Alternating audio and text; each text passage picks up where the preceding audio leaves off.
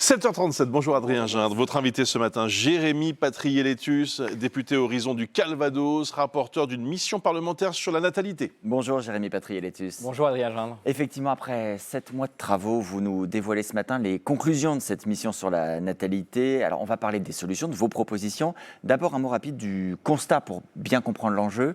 Moins de naissances, plus de décès. Est-ce que ça veut dire que notre pays est en danger si cette tendance se poursuit ? Alors c'est vrai qu'on cite toujours ces chiffres. Et ils sont vrais, la baisse de la natalité, les femmes font moins d'enfants et depuis mai, il y a plus de morts que de naissances et c'est un fait. Mais on oublie un chiffre important et qui devrait nous donner un peu d'espoir et on en parlera tout à l'heure, c'est que les Français, quand on les interroge, nous disent qu'ils ont encore un désir d'enfant. Un désir Mais donc d'enfant. pas la réalité. Un désir d'enfant de 2,1, 2,2, 2,3 enfants par femme selon les études et ce chiffre il est important parce que ça veut dire qu'il y a des Français qui ont ce désir mais qui y renoncent.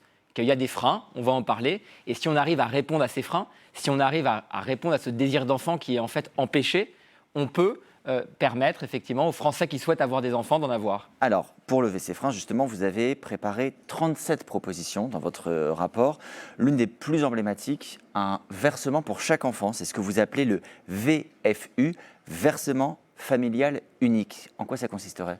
C'est très simple, pour celles et ceux qui nous écoutent, il y a peut-être des jeunes parents, c'est 250 € par enfant pour tous les enfants français de 0 à 20 ans, quel que soit le rang de l'enfant, le premier enfant, le deuxième enfant, le troisième enfant, et quelle que soit la situation sociale des parents. Ça veut dire qu'on change complètement de modèle. On passe aujourd'hui d'une logique du troisième enfant, on aide aujourd'hui en France le troisième enfant à une logique du premier enfant. On va aider, l'État va accompagner le premier enfant des familles.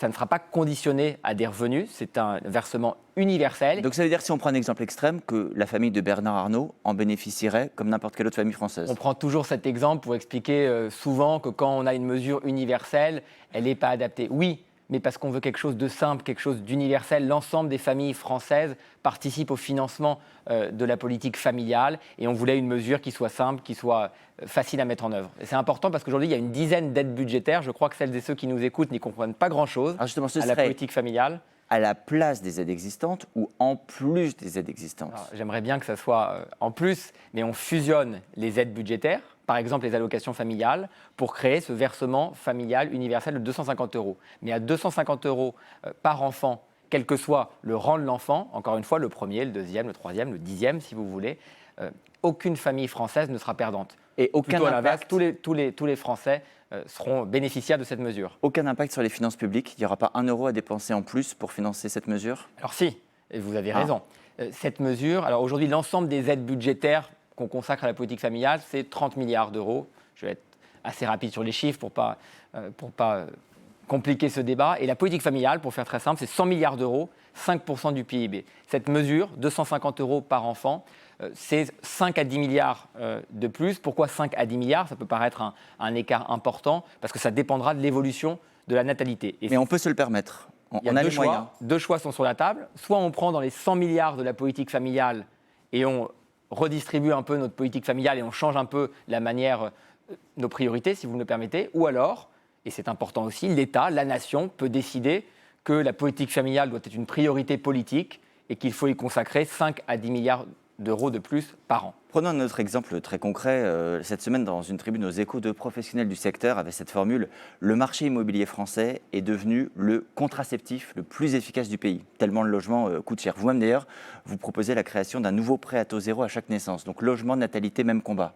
Ah oui, on a lancé une consultation citoyenne, vous m'aviez invité, on en avait parlé ici, 30 000 Français y avaient répondu. Dans tous les témoignages, la question du logement revenait.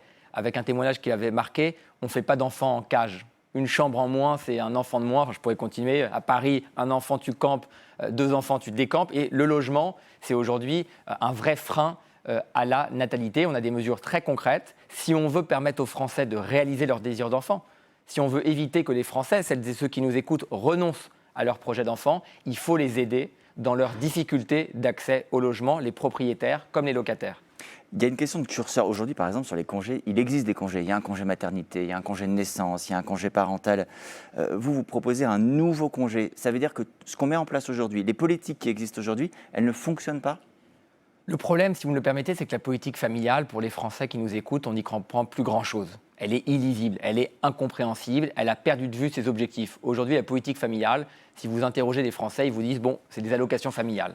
Mais ils ont du mal à comprendre au-delà de ça, et ils ont raison parce qu'elle est devenue illisible. Les congés, c'est pareil. Congé maternité, congé paternité, on vient de créer un congé de naissance, il y a un congé parental. Moi, je crois qu'il faut remettre beaucoup de simplicité, et c'est ce que nous proposons, un congé unifié, harmonisé, partageable entre le père et la mère, parce que moi, je suis attaché à la liberté d'organisation familiale. L'État n'a pas à dire aux Français s'il doit avoir des enfants, mais il n'a pas non plus à se mêler de l'organisation familiale ou professionnelle des Français. Mais est-ce que vous êtes convaincu que tout ça, c'est une question d'incitation, de moyens financiers? Est-ce qu'il n'y a pas aussi une dimension plus immatérielle de confiance en l'avenir, d'inquiétude en l'occurrence en l'avenir, quand on regarde la marche du monde, quand on regarde ce qui se passe sur le plan écologique, parfois même aussi l'évolution des mentalités, en fait, des couples, des femmes qui peut-être réfléchissent différemment que par le passé? Et vous avez raison, mais avec Édouard Philippe, avec Horizon, parce qu'on a pensé une partie de ces mesures avec Édouard Philippe et Qui est votre parti, je le rappelle. Horizon, qui est le parti auquel j'appartiens, on dit une chose assez simple.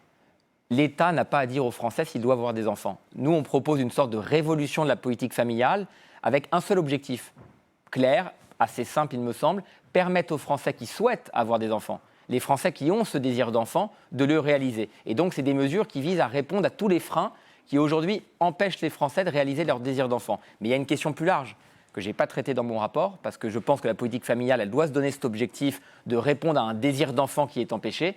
Il y a pourquoi dans le pays, et c'est un phénomène qui touche l'ensemble des sociétés européennes, j'allais dire l'ensemble des pays de l'OCDE, c'est pourquoi les Français, et plus généralement les Européens, ont moins envie d'avoir des enfants. Et ça, c'est un sujet important, même si en France, et je le dis, ça devrait nous donner un peu d'optimisme, le désir d'enfant est beaucoup plus élevé que dans les pays européens. Si on n'y arrive pas, si toutes ces mesures soit ne sont pas mises en œuvre, soit ne portent pas leurs fruits, la solution, ce sera quoi? Ce sera l'immigration pour permettre tout bêtement à l'économie aussi de fonctionner? En tout cas, moi, personne ne fait des enfants pour sauver le système social ou pour sauver le système économique ou pour sauver le système des retraites. Il faut être très clair. Et donc, dans mon rapport, j'ai une partie qui est connexe, parallèle. Qu'est-ce qu'on fait si la natalité reste à ces niveaux-là? Et là, vous avez raison, il y a des enjeux d'adaptation du marché du travail. Il y aura une pénurie de main-d'œuvre, mais il y aura aussi un problème sur notre système éducatif. On va fermer des classes, on va fermer des écoles. Il y aura un problème de financement de notre système de retraite. Et donc, c'est un véritable vertige démographique. Mais je vous le redis, notre politique familiale, elle ne vise pas à répondre à ces enjeux macroéconomiques importants, sociaux. Elle vise simplement à permettre aux Français qui nous écoutent d'avoir les enfants qu'ils souhaitent.